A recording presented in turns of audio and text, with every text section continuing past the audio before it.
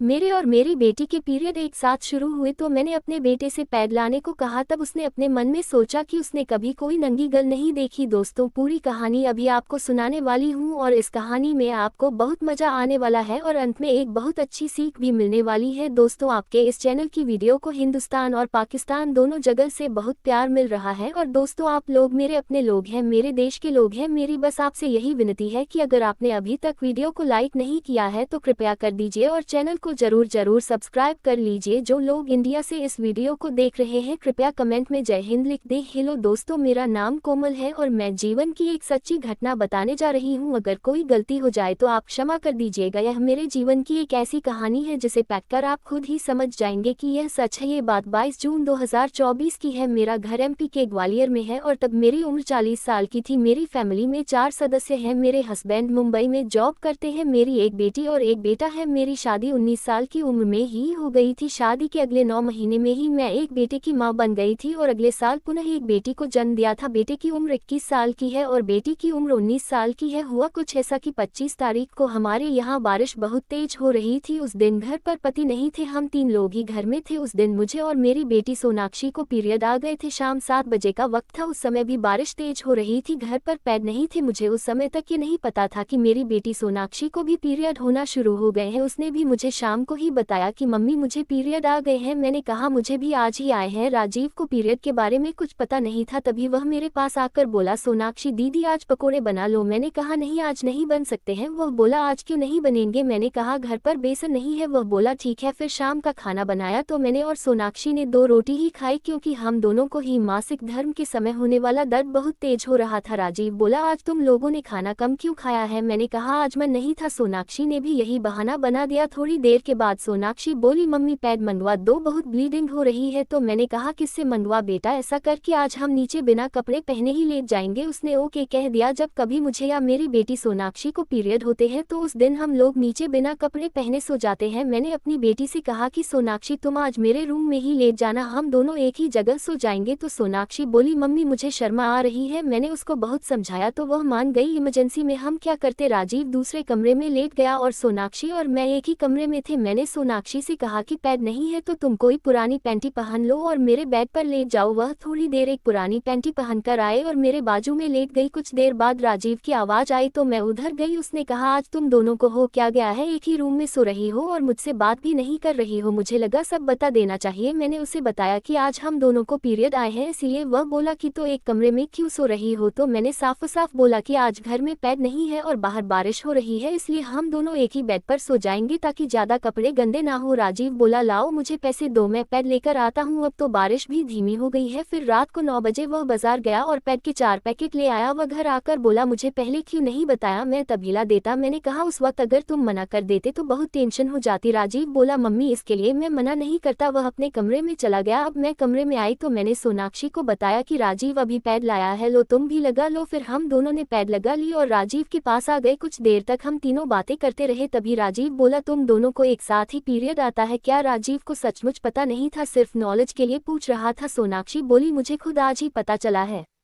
कि मम्मी को भी पीरियड आज ही है। इसी तरह की बातों के बाद हम तीनों अपने अपने कमरे में सोने चले गए। मुझे रात बजे टॉयलेट जाना था और पैड भी बदलना था। राजीव का कमरा वॉशरूम के सामने ही है। उसके कमरे की दरवाजा खुली थी। तभी मैंने देखा कि राजीव न्यूड होकर सो रहा है। मैं पहले तो हिचकिचा पर फिर मैं राजीव के कमरे में गई। मैंने उसको चादर उठाए और उसके कमरे के दरवाजे बंद करके वापस चली आई। फिर सुबह के टाइम राजीव मार्केट गया था। तब सोनाक्षी बोली कि मम्मी आज राजीव को क्या हुआ था, वह रात को पूरा नंगा सो रहा था। मैंने मन में कहा कि मुझे तो पहले ही पता था, वैसे आज तो वह नंगा सो रहा था लेकिन आज तक तो ऐसे वह कभी नहीं सोता था। सामने से मैं बोली कि हाँ मैंने भी आज ही ऐसा देखा था, मैं उसके ऊपर चादर भी डालकर आई थी। कुछ देर बाद राजीव मार्केट से वापस आ गया। उसके कुछ देर बाद हम सब साथ में लूडो खेल रहे थे। तभी मैंने पूछा कि राजीव कल तुम्हें कौन सा सपना आया था? वो कुछ समझा नहीं। उसने मेरी बात को नजरअंदाज करते हुए कह दिया कि मुझे कोई सपना नहीं आया था। सोनाक्षी मुझसे बोली कि मम्मी रात को गेट तो बंद कर ही लिया करो। अब वो समझ गया कि किस मुद्दे पर बात हो रही है। मैंने फिर से कहा राजीव कल तुम्हें क्या हो गया था? वैसे मैं रोज नाइट में देखने जाती थी लेकिन कल तुम न्यूड क्यों सो रहे थे? थे। राजीव बोला सॉरी मम्मी। मैंने बोला वैसे न्यूड सोना कोई गलत बात नहीं है, पर ऐसा क्या हुआ कि तुम कल इस तरह से सो रहे थे। राजीव इस बात पर शर्मा गया और बोला चलो छोड़ो ना इन बातों को। मैंने कहा बेटा नंगे सोना कोई गलत बात नहीं, पर ऊपर से कुछ डालकर सोना चाहिए था ना। अगर कल घर पर कोई गेस्ट होता तो वह क्या समझता कि यह कैसा लड़का है। राजीव ने धीमे से कहा मम्मी वह कल मेरा मन बहुत बिगड़ गया था, लेकिन अब ऐसा कभी नहीं होगा। मुझे पता है कि तुम लोग अपने रूम के गेट को बंद करके नंगे होकर सोते हो, इसलिए आपसे गेट भी बंद होंगे। मैं सबको चेक करूंगी। कुछ देर बाद सोनाक्षी के जाने पर राजीव मुझसे बोला कि पीरियड कितने दिनों तक चलता है। मैं बोली क्यों पूछ रहे हो। राजीव बोला कि मुझे कंट्रोल नहीं होता है। एक दिन मुझे सोनाक्षी को न्यूड देखने की इच्छा है। मैं बोली तुम सोनाक्षी को न्यूड क्यों देखना चाहते हो। राजीव बोला मम्मी सब काफी समय से चाहता था कि किसी को न्यूड देखूं। मैंने कहा वह तो तुम्हारी बड़ी दीदी है ना, उसके बारे ऐसा कैसे सोच सकते हो। राहुल बोला मम्मी प्लीज आज आपने पूछा तो मैंने अपने मन की बात बता दी। मैं बहुत दिनों से पढ़ाई में भी ध्यान नहीं लगा पा रहा हूँ, बस रोज रात को नंगी लड़की के ड्रीम आते हैं। मैं बोली तो अब तक क्यों नहीं बताया। राजीव बोला मुझे डर लग रहा था कि कहीं आप मुझे गलत ना समझो या मेरे साथ मारपीट ना कर दो। मैं उसे पुकार कर बोली बेटा यह उम्र ही ऐसी है, यही हालत सोनाक्षी की भी होगी। अभी तुमको गंदे सपने आएंगे, फिर कुछ दिन बाद नहीं आएंगे। यही बात सोनाक्षी बोल रही थी। राहुल ने कहा मम्मी आज आप मुझसे अच्छे से पूछ रही है तो मुझे अपने मन की बात बताने में शर्म नहीं लग रही है। अगर आप वैसे पूछती तो बहुत शर्म लगती। मैं बोली बेटा मैं तुम्हारी माँ हूँ, मुझे तो ये बात बहुत पहले ही पता थी कि तुमको ऐसा होगा, क्योंकि मैं भी तो ऐसी उम्र से आई हूँ। वह चुप होकर मेरी तरफ ऐसे देखने लगा मानो वह मुझसे मेरी जवानी की बात सुनना चाहता हो। मैंने राजीव से कहा ओ कि तुमको नंगा देखने को या सेक्स करने का भी मन करता है ना। राजीव ने कहा हाँ मम्मी सेक्स का भी मन करता है। मैंने कहा ऐसा क्यों करते हो। राजीव बोला मन नहीं मानता था। वह कुछ नहीं बोला। मैं ठीक है अब तुम खुलकर ये बताओ कि तुम्हारे मन में क्या है। वह बोला कि मुझे ना नंगी लड़की को देखना है। मैं बोली किसे देखोगे। राजीव बोला सोनाक्षी को दिखा दो प्लीज। मैं उसकी न्यूड सिस्टर बात सुनकर सनक खा गई। दोस्तों इस कहानी को सुनाने का उद्देश्य किसी के दिल को ठेस पहुंचाना नहीं है, किसी की भावनाओं को ठेस पहुंचाना नहीं है, किसी भी प्रकार की अनैतिकता या अश्लीलता को बढ़ावा देना नहीं है। इस कहानी का उद्देश्य समाज में हो रहे इस प्रकार के मुद्दों के प्रति जागरूकता लाना है। हम ऐसे मुद्दे समाज के बीच लाकर यह शैक्षिकी संदेश देना चाहते हैं कि लोग सावधान रहे, सतर्क रहे और अपने अपने घरों में खुश रहे। और आप हमारी ऐसी ही कहानियों को देखते रहे। नमस्कार, जय हिंद, जय भारत।